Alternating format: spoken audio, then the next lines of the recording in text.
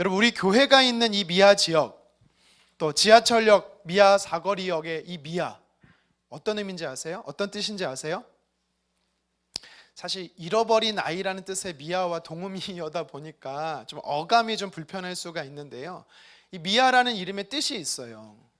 역사적으로 살펴보니까 고종 황제 때부터 미아라는 단어가 쓰였다라고 해요.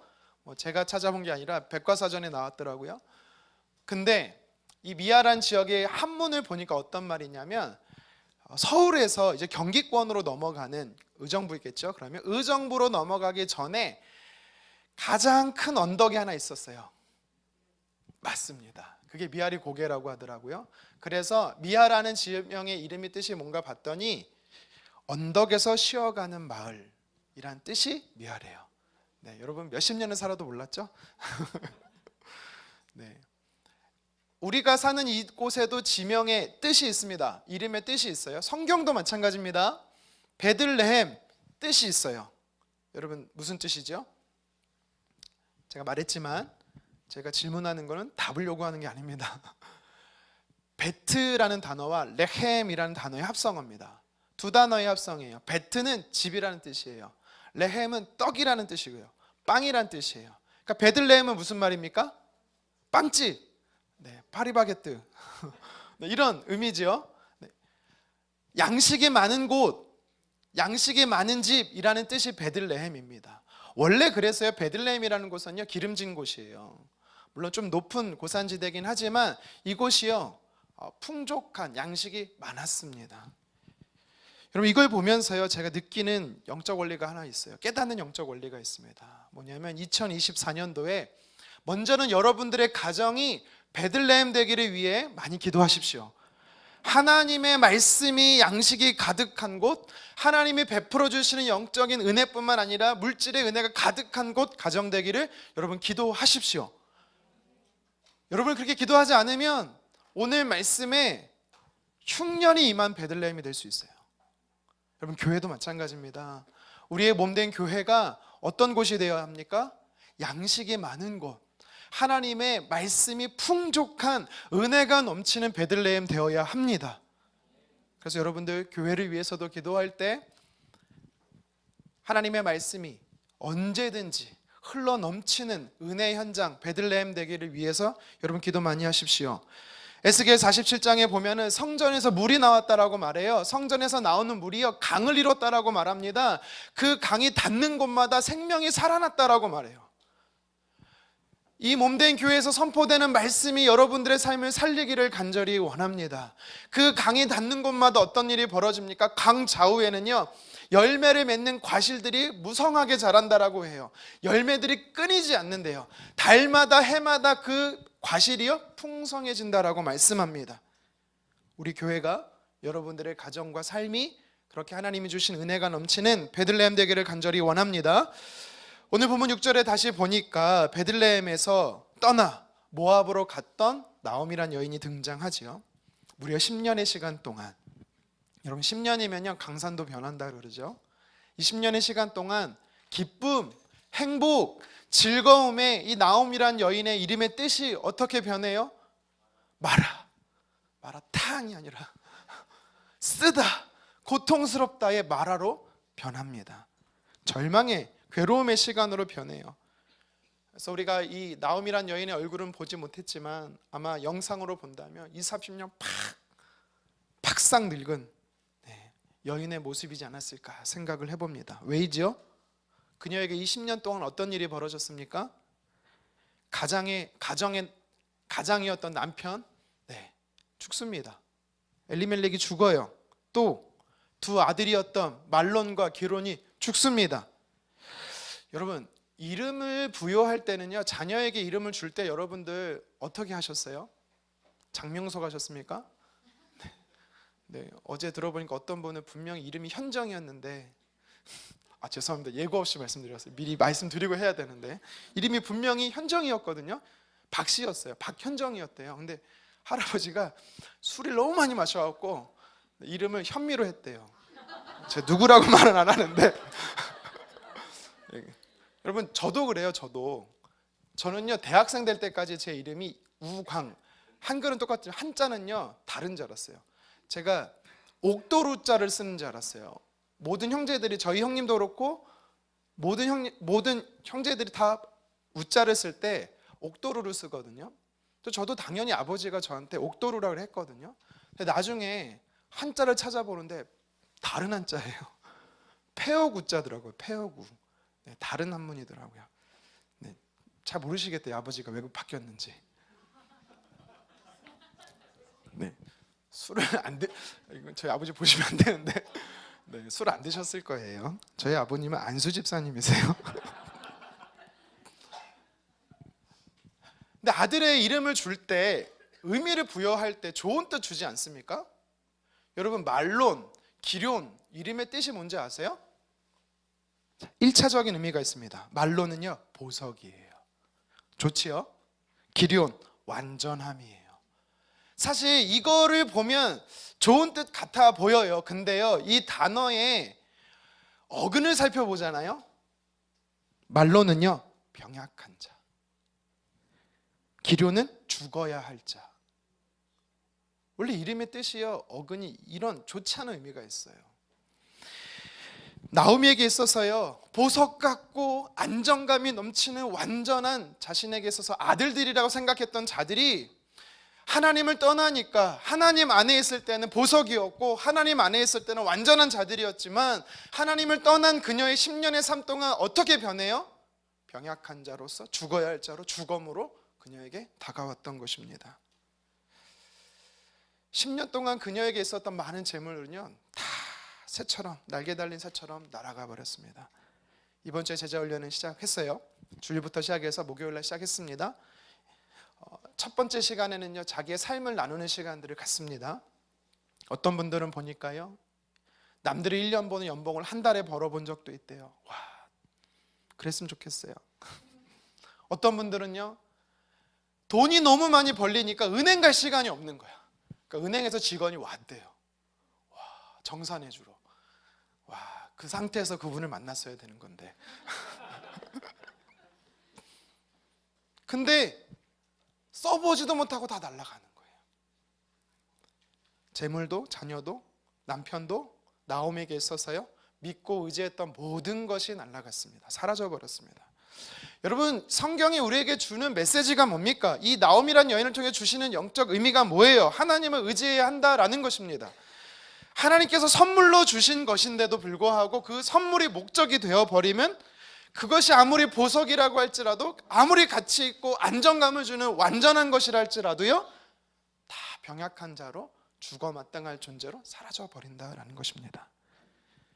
우리에게 만족을 주는 것은요, 새벽 안개 같고 파랑새와 같습니다. 절대로 미워하라는 것은 아니에요. 여러분, 물질 필요합니다. 가족 꼭 필요해요. 그런데 성경이 무엇을 말합니까? 우선순위가 중요하다는 거예요. 우선순위. 하나님이 아닌 다른 것이 여러분의 삶의 우선순위 되어지면, 삶의 목적과 주인이 되어지면 나오미와 같이 똑같은 인생을 우리가 살 수밖에 없는 것입니다. 하나님 없이 살아보십시오. 그것이 자녀든 물질이든 건강이든 있으면 다 어떻게 쓰겠습니까? 우리 룻기 1장 1절 지난주에 찾아본 거 뭐예요? 사사시대와 똑같이 죄 짓는데 다른 박질하지 않겠습니까? 그래서 하나님께서는요, 구원하기로 작정한 그의 백성들에게는요, 더 주실 수도 있지만 때로는요, 주신 것들로 인해 하나님께서 멀어지면 걷어 가시기도 합니다. 하나님은 아세요. 뭘 아는지 아세요? 여러분들이 정말 하나님 주시옵소서, 하나님 꼭 필요합니다, 하나님 나라 영광 위에 쓰겠습니다, 중심을 아십니다. 정말 하나님 앞에 드리기 위해 하나님이 주인으로 모시면서 그것이 필요하다라고 하는 고백인지, 아니면 겉으로만 하나님께 드리겠다라고 말하는 주인이 바뀐 그 마음을 다 아신다라는 겁니다. 그래서 우리는요, 하나님이면 충분합니다. 아멘이 없네요.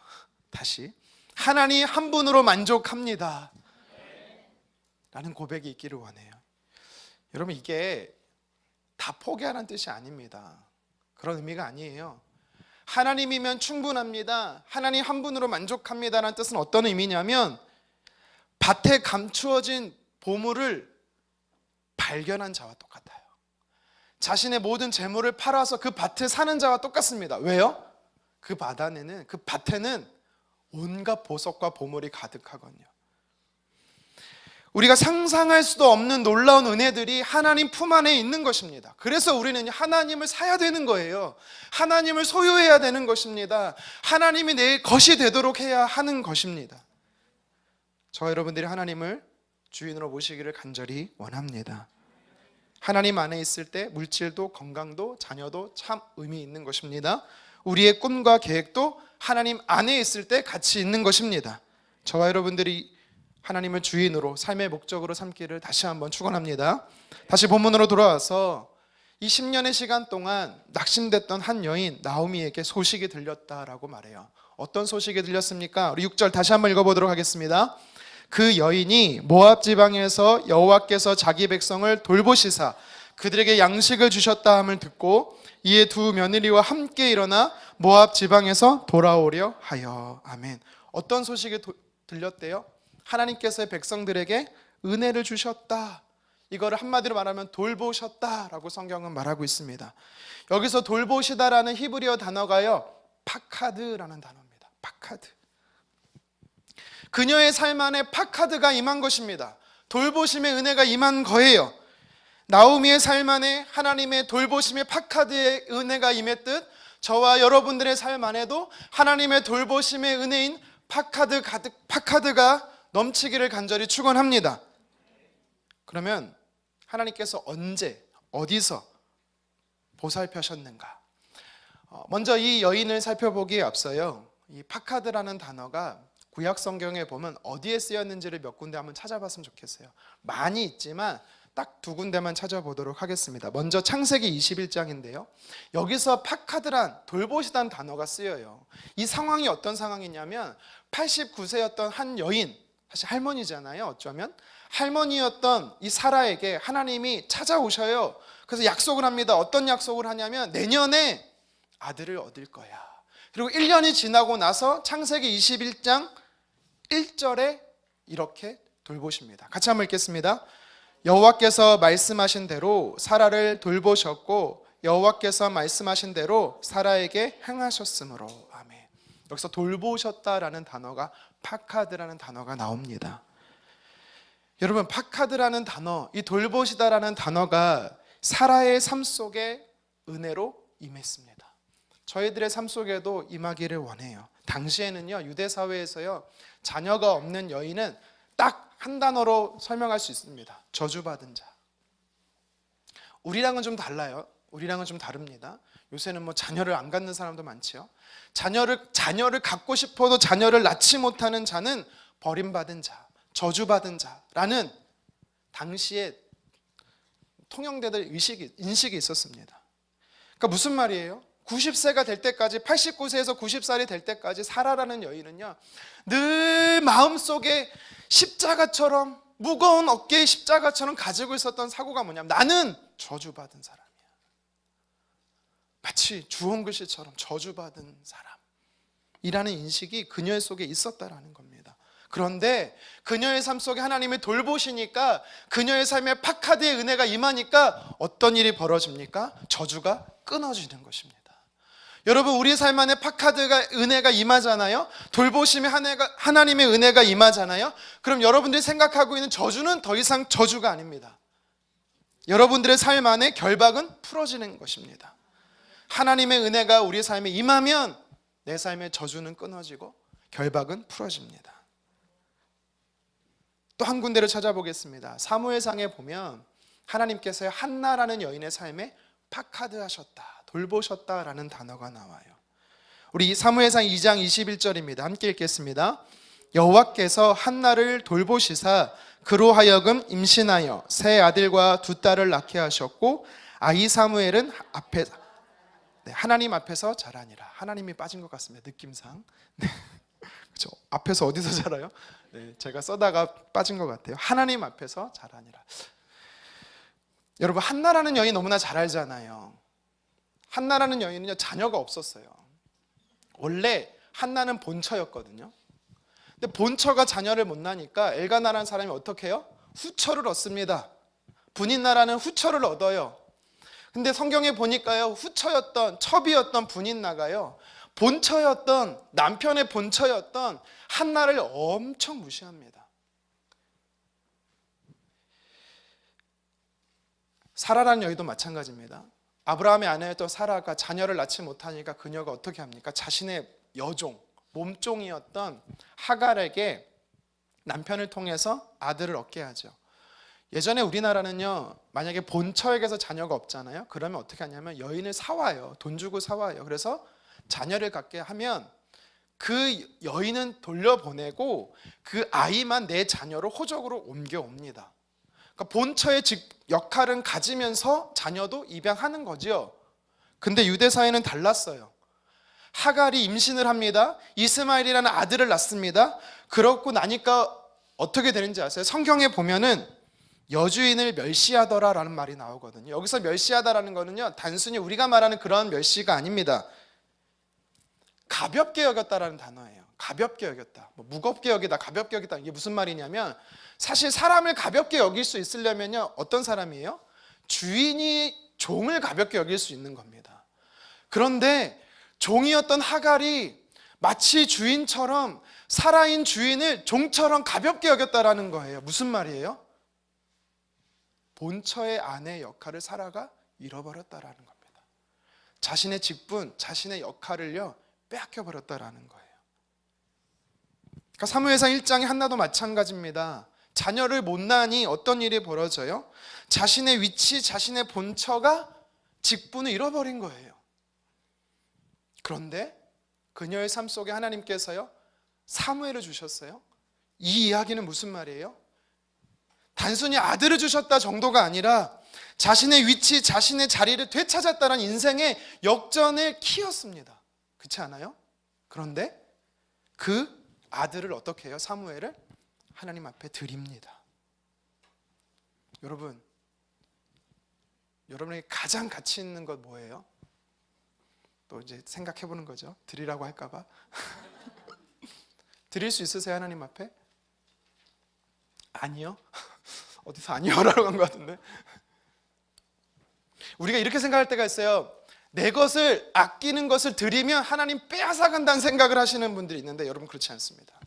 하나님의 돌보심의 은혜는, 파카드의 은혜는요, 5배의 은혜가 있어요. 왜입니까? 오늘 말씀해 보십시오. 아들 사무엘을, 자신의 인생을 역전시킨, 회복시킨 아들을 하나님 앞에 드렸더니 어떤 일이 벌어져요? 자녀를 못 갖던 그녀에게 아들 셋, 딸 둘, 5명의 자녀를 더 주십니다. 여러분, 하나님의 은혜는 바로 이와 같습니다. 하나님이 우리의 삶 안에 돌보시면, 하나님이 저와 여러분들의 삶을 파카드의 은혜를 베푸시면, 저주받았다라고 생각하는 내 삶이 저주가 끊어지고 회복이 일어나는 것입니다. 빼앗긴 것을 도로 찾게 하시는 은혜를 허락하십니다. 주님 앞에 기쁨으로 드리면 더 주시는 하나님의 은혜가 바로 파카드의 은혜인 것입니다. 이런 역사가, 돌보심의 은혜가 2024년도 여러분의 삶에 가득하기를 간절히 원합니다. 우리 옆 사람에게 좀 고백합시다. 파카드의 은혜가 임합니다. 여러분, 이 파카드라는 단어는요, 돌보신다라는 단어도 있지만 오늘 본문에는 돌보시다라고도 쓰여 있지만, 사실 이 파카드라는 단어를 찾아보니까요, 찾아오신다라는 뜻도 있어요. 찾아오신다. 그러니까 사라의 삶에 찾아오셨고, 또 한나의 삶에 찾아오셨고, 오늘 나오미의 삶에 찾아오신 것처럼 돌보시기 위해서 먼저 찾아오시는 거죠. 그래서 이 파카드라는 단어의 뜻은 또 찾아오신다는 뜻이 있어요. 우리가 보통 이제 신방 받았다라는 말 하잖아요. 목사님 오셨어, 이런 말 하잖아요. 우리 가정에 오셨어, 아니면 우리 사업장에 오셨어. 여러분, 그때 사람이 가는 게 아니라 원래는요, 파카드는요, 하나님이 찾아오시는 겁니다. 하나님이 찾아오셔서 하나님이 신방하는 거예요. 청소 안 하셔도 돼요. 우리 집 더러워서 목사님 못 모셔야 하는 분들이 간혹 있습니다. 몇 년째 안 갑니다. 그런데 농담이에요. 농담입니다. 하나님이 찾아오시는 거예요. 하나님이 내 삶의 중심에 찾아오시는 것이고, 하나님이 내 삶의 현장에 찾아오시는 거고, 하나님이 우리의 삶의 가정에 찾아오시는 겁니다.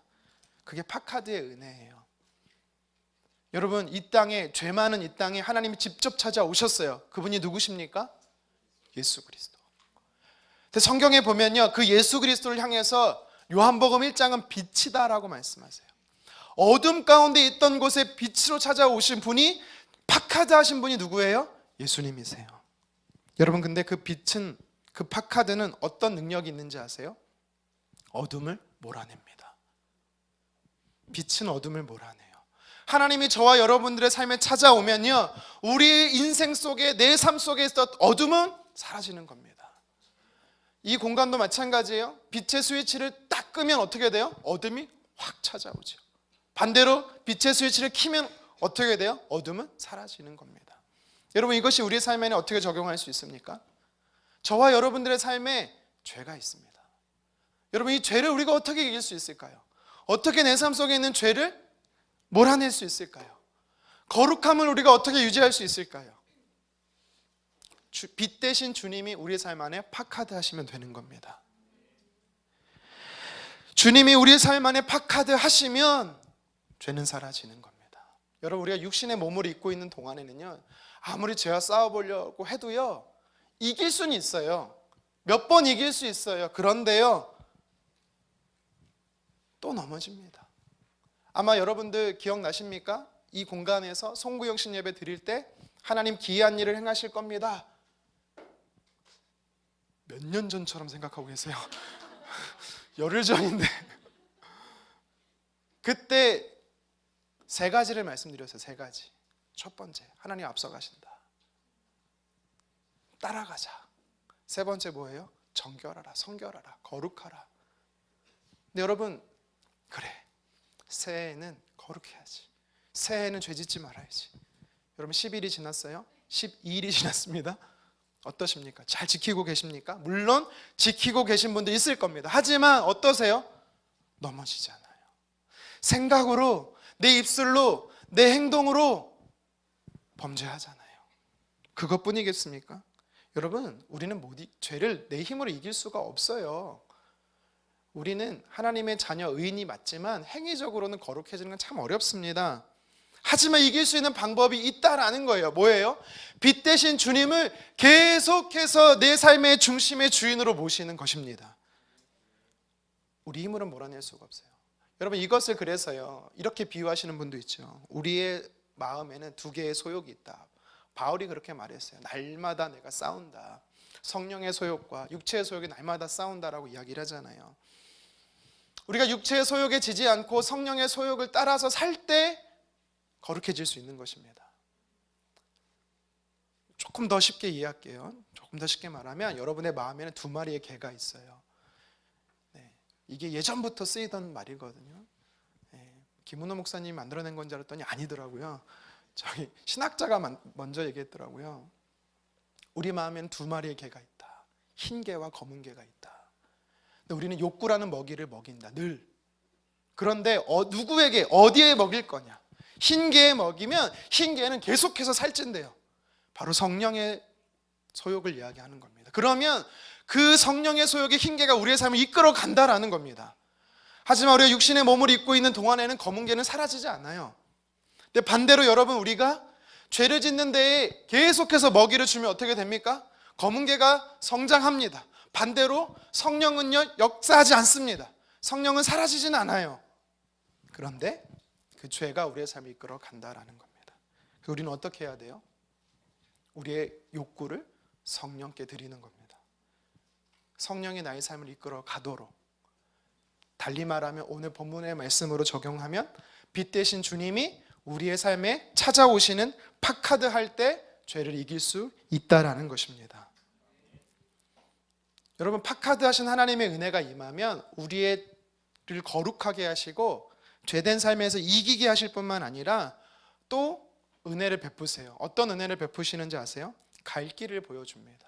여러분, 빛의 기능 중에 하나가 뭐예요? 빛은요, 어두운 곳을 밝히는 것, 몰아내는 것도 있지만 우리가 어떤 길을 가야 할 때 그 길을 비춰준다라는 것입니다. 시편 119편 105절 말씀을 같이 한번 읽어보도록 하겠습니다. 주의 말씀은 내 발의 등이요 내 길의 빛이니이다. 아멘. 하나님이 우리의 인생을 비춰주신다라는 거예요. 하나님이 빛이 말씀의 빛으로 우리에게 임하면 우리 삶의 조족등이 되는 겁니다. 우리 삶의 조명이 되는 것이고요, 후레쉬가 되는 거고 랜턴이 되는 겁니다. 어디로 가야 할지를 갈 길을 알려주시는 게 빛 대신 주님이 우리의 삶에 임할 때 그것이 가능해진다라는 거예요. 여러분의 삶의 미래를 계획하는 건요, 우리가 앉아서 막 계획하는 게 아닙니다. 하나님의 말씀으로 인도함을 받는 거예요. 그것을 순종하며 믿음으로 따라가는 겁니다. 이것이 바로 하나님이 우리의 삶 안에 찾아오시는 은혜가 임하면 꿈이 생기고요, 비전이 생기는 것이고요, 우리가 어디로 가야 하는지 나아갈 방향을 주님께서 가르쳐 주기 때문입니다. 여러분, 이러한 은혜가 여러분 삶에 임하기를 간절히 원합니다. 여러분, 또 빛은 어떤 역할을 합니까? 빛은요, 어둠을 몰아낼 뿐만 아니라 우리의 갈 길을 밝혀줄 뿐만 아니라 빛은 힘이 있어요. 우리가 에너지라고 말하잖아요.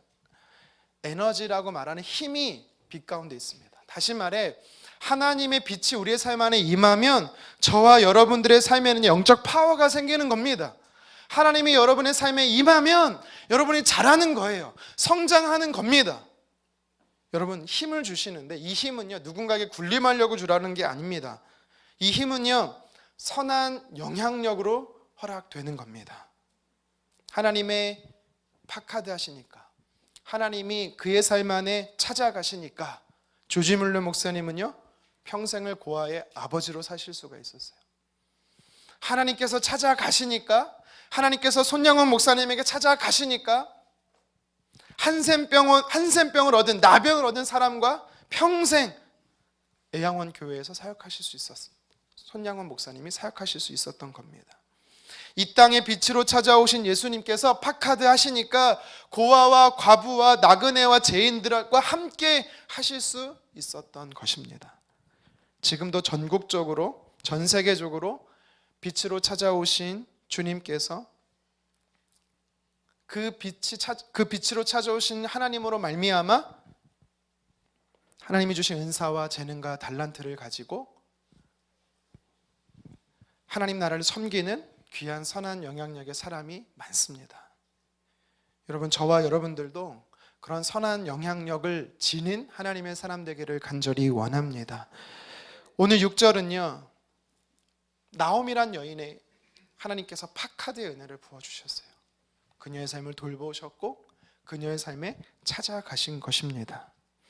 그런데 우리가 여기서요, 유심히 관심 있게 살펴봐야 할 부분이 있어요. 뭐냐면, 하나님께서 그녀가 어디에 있을 때, 그녀가 어떤 상태였을 때 하나님께서 이런 파카드의 은혜를 베푸셨느냐 하는 거지요. 우리 6절 상반절을 다시 한번 읽어보도록 하겠습니다. 그 여인이 모압 지방에서 여호와께서 자기 백성을 돌보시사. 아멘. 지금 그녀가 어디에 있대요? 모압입니다. 모압이 어디예요? 이방 땅이잖아요. 이스라엘 백성들 땅의 오른쪽 동편에 있었던 네 나라의 이방 땅 중에 하나가 바로 모압이잖아요.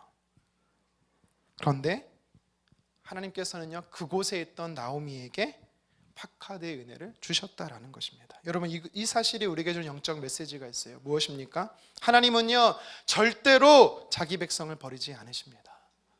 하나님은 절대로 자기 백성 포기하지 않으십니다. 하나님께서 분명히 베들레헴 안에만 있는, 약속의 땅에만 있는, 하나님 품 안에만 있는 가나안 땅에 있는 사람들에게만 돌보셨다, 파카드의 은혜를 주셨다라 말하지 않습니다. 어떤 사람에게까지 파카드의 은혜가 임해요? 다른지요? 여러분, 모압은 어떤 영적인 의미가 있습니까? 죄의 현장, 버림받은 현장, 여러분, 그곳 아닙니까? 이방 땅에 있었던 백성들, 일정 기간 하나님에게서 멀어졌던 사람들에게까지 하나님은 어떻게 하신다고요? 포기하지 않으신다고요. 오늘 특송하신 제자훈련생들 중에는요, 많은 분, 물론 아닌 분도 있어요. 모태신앙으로 한 번도 주님을 떠나지 않으신 분도 있지만 대부분이 한 번쯤은 다 떠나셨더라고요. 한 번쯤은 주님 떠났다가 이렇게 어릴 때는 열심히 신앙생활해요. 대학생이 되거나 직장 가면 음주 가무에 빠지신 분들이 꽤 많더라고요. 근데 그 중에 이제 짧게는 수년, 뭐 길게는 십수년, 몇십 년을 이렇게 나오미처럼 하나님을 떠나신 분들도 있으시더라고요. 근데 그걸 보면서 느낀 게 있습니다. 하나님은 자기 백성은 절대 포기하지 않으시는구나. 하나님의 백성은 자기 백성 절대 버려두지 않으시는구나. 대놓고 얘기할게요. 그냥 이 가정은요, 원래 불교 집안이고 원래 뭐 미신 믿고 막 이런 집안인데 그냥 가다가 저기 교회에 있네 갈까? 들어갔대요. 그런 사람도 있어요. 자고 있는데 갑자기 꿈에서 하나님이 깨우셔서 성경 말씀을 읽어라 하신 분도 있고, 어떤 분은 엄마가 몰래 가족 몰래 교회 가니까 할머니가 불교예요. 그래서 할머니한테 이러는 거예요. 엄마 교회 간대요. 그래서 그 엄마가 할머니한테 엄청 혼나고, 그리고 그분은 할머니한테 용돈 받고. 스파이죠, 스파이. 딸이 아니라 스파이. 마치 다메섹에 있던 그리스도인들을 잡아 감옥에 넣으려고 했던, 그렇게 핍박하던 분들도 있으시더라고요. 그런데 보니까 하나님은 그의 백성을요 포기하지 않으시더라고요. 하나님은 그의 백성을요 다시, 모압에 있던 그 백성들을 다시 약속의 땅 가나안, 영적 고향인 베들레헴으로 돌이키시더라고요. 여러분, 우리 구원도 마찬가지예요. 하나님께서요 한 번 구원하기로 작정한 백성들은요 절대 포기하지 않으십니다. 그래서 성도의 구원은 견인과 같아요. 견인이 뭡니까? 견인차 생각하면 돼요. 견인차, 레카차 어떻게 합니까? 내가 아무리 오른쪽으로 왼쪽으로 핸들을 꺾고 브레이크를 밟고 엑셀을 밟아도 끝까지 따라가지는 거예요. 견인차가 이끄는 목적지까지 갈 수밖에 없는 거예요. 하나님은 그의 백성들의 구원을 그렇게 견인하시는 겁니다. 지금 북한에서 농아인 축구 감독을 하는 이민교 선교사님 계세요. 이민교가 아니고 이민교. 이렇게 생기신 분이죠. 여러분 아실 거예요. 예전에 딴 사람 나왔습니까? 제가 이거를 영상을 찾아보려고 했는데 못 찾았는데, 예전에 다니엘 기도에 오셨던 건지 아니면 오륜교회 금요기도였는지는 모르겠지만 새롭게 하소서에 보니까 이분이 간증이 나와요. 원래 이분이 스님이었어요. 아시죠? 소록도의 이 법당에서 연부를 막 외우고 있었어요. 목탁을 치면서 나는 나 잘 몰라요. 근데 이분이 이러고 막 치고 있는데, 우리 간증 들으신 분 아니죠? 막 치고 있는데 어떻게 했어요? 며칠 후 요단강 건너가. 자기도 놀랬다고 하죠.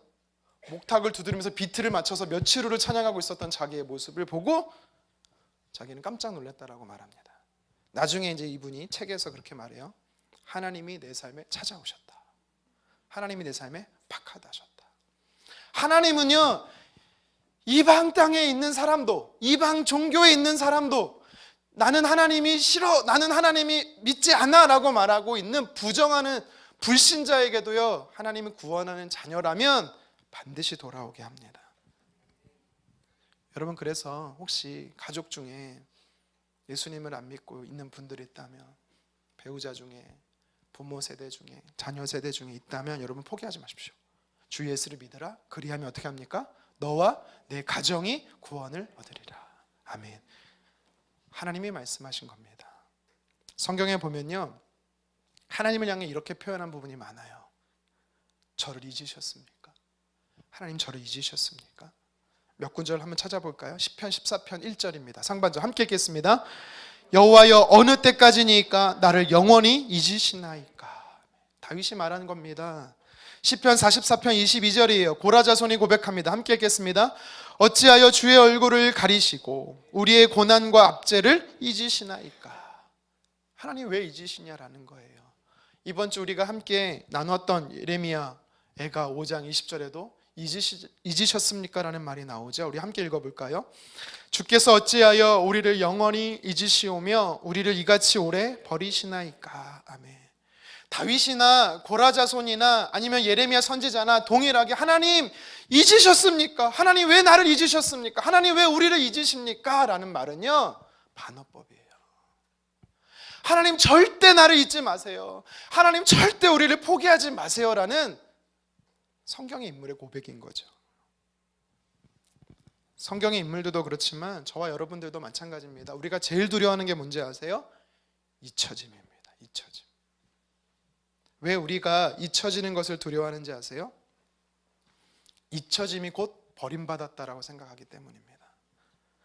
오늘 본문의 나오미가요, 10년 동안 살면서 그가 느끼는 감정을 한마디로 정리하면 혹시 뭘까? 하나님 나를 버리셨다. 이게 아닐까요? 하나님 나를 잊으셨다. 나는 하나님께 잊혀진 존재가 됐어. 나는 하나님께 버림받은 존재야. 라는 것 아닙니까? 근데 오늘 6절은 뭐라고 말씀하세요? 그게 아니라는 거예요. 그게 아니라고. 나는 단 한 번도 너를 잊은 적이 없어.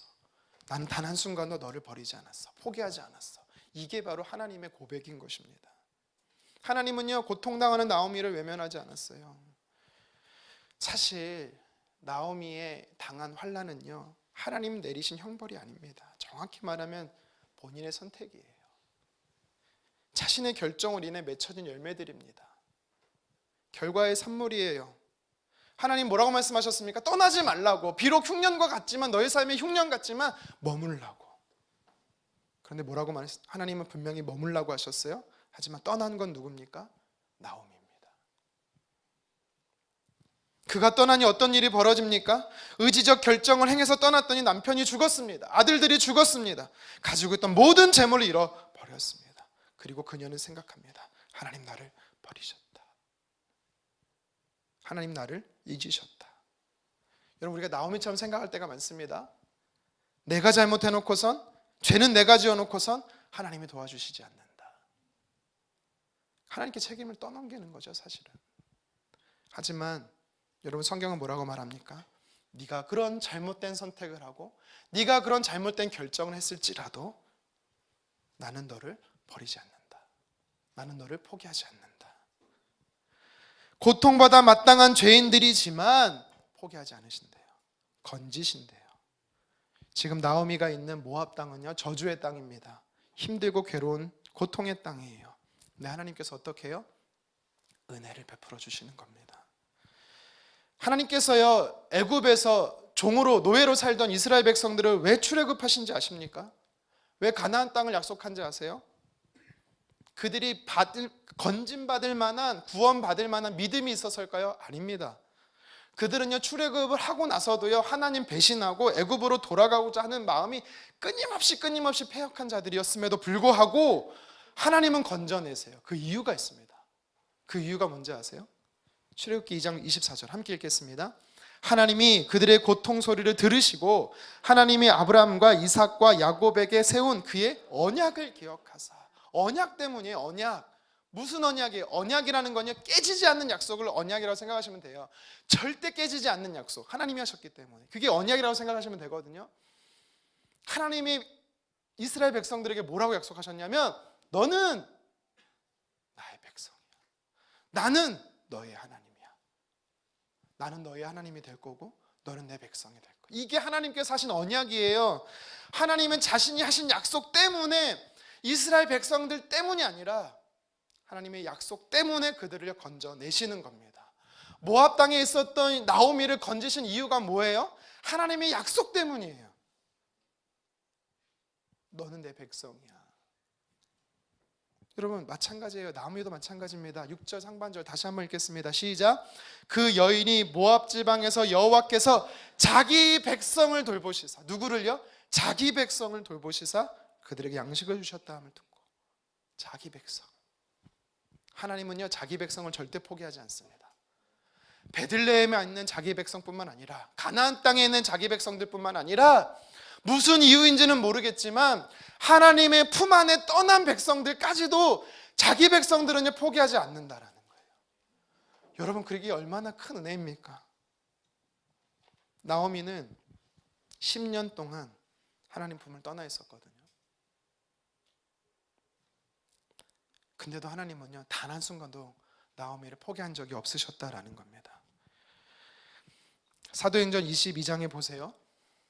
다메섹에 있는 예수 믿는 사람들을 잡으려고 바울과 일행들이 갑니다.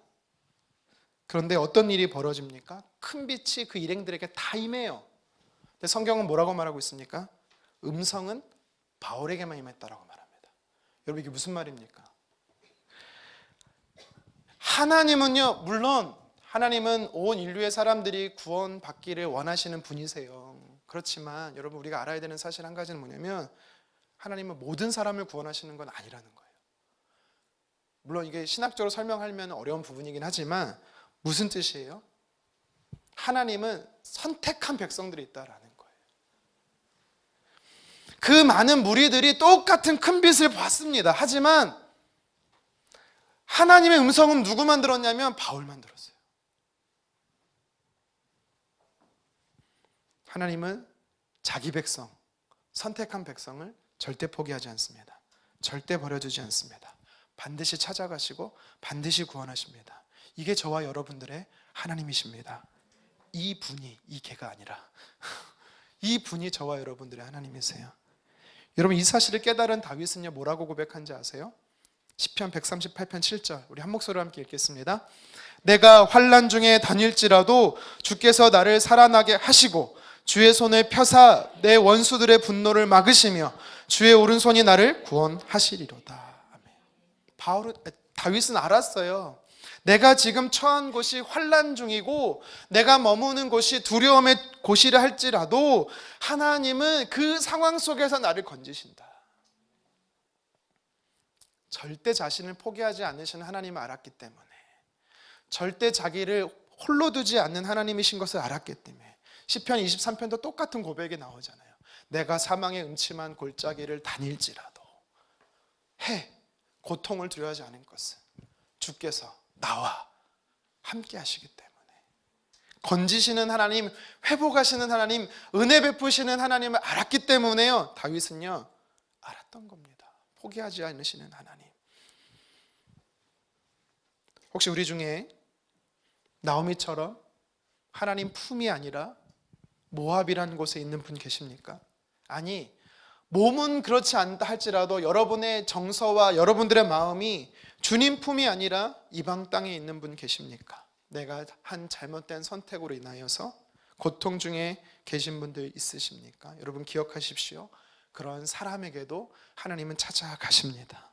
그런 사람에게도 파카드 하셔서 찾아가시고 돌보셔서 절대 포기하지 않으신다라는 사실을 믿으시기를 바랍니다. 오늘 말씀이 우리에게 주는 또 영적 의미가 있어요. 무엇입니까? 백성들은요, 저와 여러분들은 하나님께 염치가 없어야 돼요. 염치가 없어야 돼요. 옆 사람에게 고백합시다. 당신 염치가 없어. 염치가 없어야 돼. 하나님께 염치가 없어야 됩니다. 여러분, 염치가 없다는 게 무슨 말이에요? 뻔뻔하다라는 거야. 뻔뻔하다. 다시 한번 인사할 거예요. 당신은 뻔뻔해야 돼. 되게 뻔뻔하지 못한데? 여러분, 이게 되게 우리게 인간적 언어로 표현하니까 되게 부끄러운 단어 같지만 하나님의 입장에서 표현하면 담대함이라고 좀 표현하고 싶습니다. 자, 6절 하반절을 다시 한번 읽어보도록 하겠습니다. 시작. 자기 백성을 돌보시사 그들에게 양식을 주셨다 함을 듣고, 다시 한번 6절 하반절 읽어볼까? 시작. 자기 백성을 돌보시사 그들에게 양식을 주셨다 함을 듣고 이에 두 며느리와 함께 일어나 모압 지방에서 돌아오려 하여. 여러분, 흉년 때문에 하나님의 약속의 땅을 버렸습니다. 자기 고향도 버렸습니다. 심지어 자기가 믿던 하나님도 버렸습니다. 그런 여인이 하나님이 그곳에 은혜 베푸셨다는 소식을 듣고 어떻게 합니까? 다시 돌아오려고 합니다. 여러분, 이런 여인을 어떻게 평가하시겠습니까? 참 뻔뻔하네. 참 염치도 없지. 맞습니다. 뻔뻔한 여인이에요. 염치 없는 여인입니다. 죄송해요. 미리 말하고 얘기했는데 또 한 번 얘기할게요. 이분이요, 간증을 하다 이랬대요. 하나님 앞에 기어왔다고. 하나님께 맞고 기어왔대요. 그렇다고요. 여러분, 나오미처럼 한 대 맞고 두 대 맞고 세 대 맞아서 기어오지 마시고 하나님 기회 주실 때 걸어오세요. 걸어서 돌아오세요. 나오미란 여인을 보면요, 사람의 입장에서 볼 때 참 뻔뻔하다, 양심도 없다 이렇게 생각할 수 있는데 정상적인 겁니다. 여러분, 이제 드디어 정치의 계절이 오고 있습니다. 국회의원 선거가 총선이 90일도 남지 않았습니다. 제가 좋아하는 게 뭔지 아세요? 저는 정말 스크린을 뚫어져라 쳐다보는 게 있습니다. 그날만큼만 표차가 막 올라가는 게 너무 재밌는 거야. 이게 엎치락뒤치락 너무 재밌어. 여러분, 제 인생에서 가장 재밌던 이 선거가 뭔지 아세요? 지난 경기도 선거. 경기도 의원이 아니라 뭐죠? 도지사 선거. 와, 너무 재밌었어요. 분명히 자기 전에는 여당이라면 안 돼. 뭐라 그러죠? 맞아, 여당이 앞서갔는데 일어나니까 김동영으로 바뀌어 있는 거. 와, 할렐루야. 아니죠? 오해하지 마세요. 제가 파란색, 빨간색 얘기가 아니라 너무 재밌었다는 이야기를 하는 거예요. 저는 이게 재밌더라고요. 막 엎치락뒤치락 하는 게, 막 몇 표 차이로 바뀌고 막. 네. 그래서 저는요, 누굴 뽑는 게 재밌는 게 아니라 이제 여론조사인다. 각 방송에서 막 표차 올라가는 게 너무 재밌더라고요. 그래서 저희 아이들이 지금도 말해요. 아빠 1번 뽑았어요, 2번 뽑았어요. 난 주님 뽑고 왔어. 하나님 일꾼 뽑고 왔어 이럽니다. 절대 말 안 합니다. 부부에게도, 아내에게도 얘기 안 합니다. 네, 그렇다고요. 자, 이제 정치의 계절이 왔어요. 90일도 안 남았어요. 여러분, 그러면 평소에 보이지도 않던 사람이요, 빨간 자켓 입고 파란 자켓 입고 사람들 많은 시장이나 지하철역 앞에 출몰 합니다. 막 하지도 않은 인사를 하고 막 손도 내밀고 막. 근데 언제 나타나는지 아세요? 3월 28일부터 나타납니다. 왠지 아세요? 4월 10일 총선 전 13일 전부터 선거운동을 할 수 있으니까요. 여러분, 근데 여러분 어떻게 생각하세요? 배지 한 번 더 달고자 이리 붙었다가 저리 붙었다, 이만했다가 저만했다가, 그런 분들 보시면 여러분 어떤 생각 드세요? 철새 정치인이다, 뭐 기회주의자다, 이런 보면 진짜 참 염치 없다 이런 말 하지 않습니까? 네. 여러분, 오해하지 마세요. 모든 정치인이 그런 거 아니에요. 다 하나님의 사람들인데. 성경에도 보세요. 누가복음 15장에 보면 아버지가 살아있는데도 불구하고 유산을 받아서 반강제로 받아서 멀리 떠난 둘째 아들이 나오죠. 그가 돌아옵니다. 재물을 다 잃고 아버지께 돌아옵니다. 그런데 둘째가 돌아왔다는 소식을 듣고 아버지가 그 둘째를 위해서 큰 잔치를 베풀었고 옷도 새로 입히고 가락짓도 끼고 소도 잡았다라는 걸 보면서 그 첫째 아들의 감정이 나와요. 성경이 뭐라고 말하는지 아세요? 분노했다. 크게 화를 냈다라는 거예요. 아버지를 향해서 화를 낸 겁니다. 하지만 성경에는 나오진 않지만 저는 묵상해 보는 거예요. 아버지한테만 화냈을까? 동생을 보면서 그 형이 어떤 감정을 가졌을까? 야, 뭐 하는 짓이야? 네가 무슨 염치가 있다고 여기 나타나? 꺼져! 사라져! 그러지 않았겠습니까? 참 뻔뻔하다, 양심도 없다 하지 않았겠어요? 여러분, 우리는 그럴 수 있어요. 그렇게 말할 수 있습니다. 하지만 주님은 다르세요. 예수님은 다르세요. 3번 부인했던 제자 베드로에게 찾아가셨어요. 예수님 뭐라고 말씀하십니까? 이씨, 아니죠, 베드로니까 배씨 이럴까요? 어떻게 나한테 이럴 수 있어? 너 어떻게 이럴 수 있어? 너 내가 쳐다보고 있는데도 쌩까더라. 예수님이 진짜 너 염치도 없다, 뻔뻔하다 그렇게 말씀하셨습니까? 아닙니다. 예수님 뭐라고 말씀하세요? 나를 사랑하느냐? 물으십니다. 다시 제자로서, 다시 베드로로서, 하나님 나라의 사도로서 기회를 주십니다. 주님은 우리의 보는 관점과 달라요. 히브리서 4장 16절, 다음 주 제자반 암송 구절이에요. 같이 한번 읽어보겠습니다. 시작. 그러므로 우리는 긍휼하심을 받고 때를 따라 돕는 은혜를 얻기 위하여 은혜의 보좌 앞에 담대히 나아갈 것이니라. 아멘. 여러분, 여기서 담대히라는 말이 나와요. 담대히란 단어가 헬라어로 무슨 뜻이냐면 파르페시오스. 몰라도 됩니다. 파르페시아스란 단어예요. 이 원어를 보니까 이 뜻이 뭔지 아세요? 거침없이, 거리낌 없이. 무슨 말이냐면 내가 죄를 지었어요. 죄라는 것이 굉장히 불편해. 거리껴요. 근데 주님 뭐라고 말씀하세요? 그거 두고 오라고, 상관없다고. 과거의 실패, 실수, 죄, 하나님은 그렇게 보지 않는다라는 겁니다. 하나님께 나오는 백성들을 향해서요, 하나님은요 전혀 그런 게 안 보인다라는 거예요. 하나님은요 사실 예수 그리스도라는 십자가의 안경을 쓰셨기 때문에 그냥 사랑하는 아들로 보이는 거예요. 사랑하는 딸로 보이는 겁니다. 완전한 상태, 온전한 상태, 말론이라는 보석과 같이, 기론이라는 완전한 자처럼 여러분들이 여기신다라는 거예요. 10년 동안 하나님을 떠나 있었던 나옴입니다. 하나님을 모르는 사람으로 살았어요. 그런데 다시 하나님 품으로 돌아오고자 할 때 하나님께서 전혀 그녀를 거리끼지 않으셨대요. 개의치 않으셨대요. 반대로 환영하셨대요. 그래? 그럼 나도 주님 떠나볼까? 네, 떠나셔도 됩니다. 떠나세요. 여러분 떠나세요. 주님 떠나세요. 주님 절대 여러분 포기하지 않으십니다. 죽기 직전에 그러면 주님 앞에 나 같은 죄인 살리신 은혜 부르면서 나와도 됩니까? 괜찮습니다, 여러분. 괜찮아요. 단 여러분의 가장이 죽게 됩니다.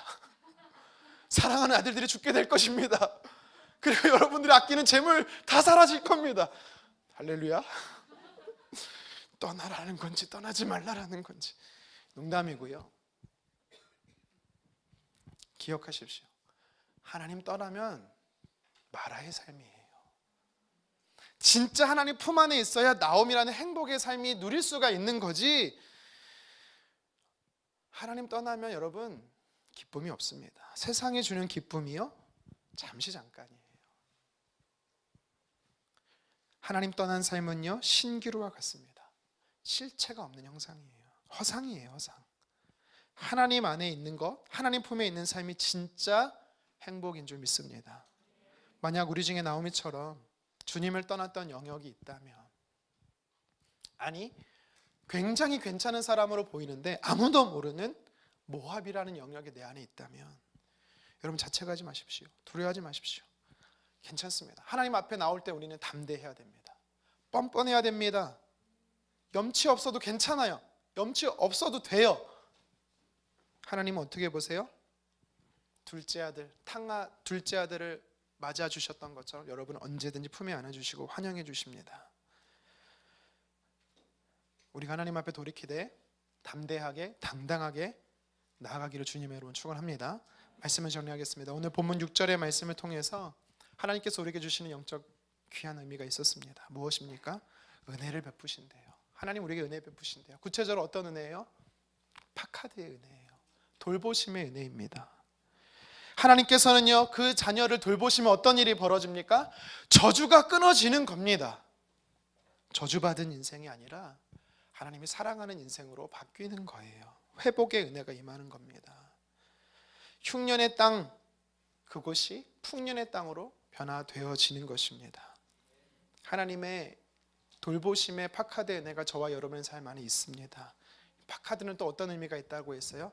찾아오신다라고 했죠. 우리 삶의 빛으로 찾아오신 주님께서는요 내 삶의 죄를 몰아내실 것입니다. 죄는 내가 싸우는 게 아니에요. 물론 피 흘리기까지 싸우라고 하시지만 죄는 내 힘으로 이길 수 있는 게 아니에요.